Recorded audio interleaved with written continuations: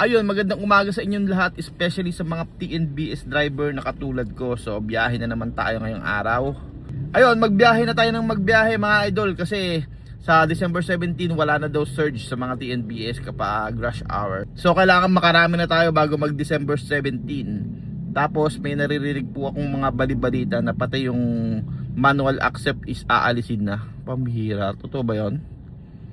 Hindi tayo makakapamili. Wala na tayong karapatang mamili.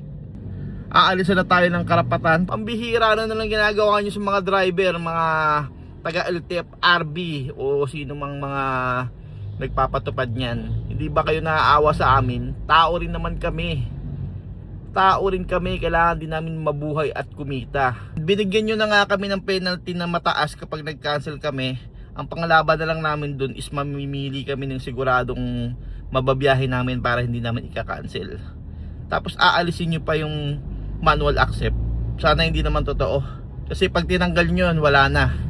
Wala na nga surge rush hour. Tapos wala pa kaming karapatang mamili. Ano nang mangyayari sa amin yan? Gagawin nyo na kaming alipin lahat. Alipin na ba ang mga driver? Alipin na ba ang tingin nyo sa aming mga driver?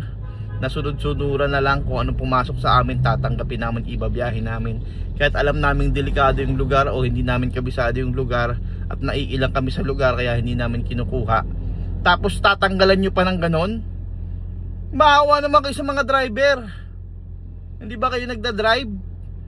Malamang hindi kayo nagdadrive kaya hindi nyo naiintindihan yung sitwasyon namin.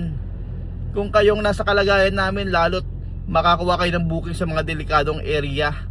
Tapos sa mga matatraffic na area at magugulong area, panigurado iiyak kayo. Baka isumpa nyo, baka hindi na kayo mag-drive, baka hindi na kayo mag-TNBS driver, baka umayaw na kayo kapag naranasan nyo yun.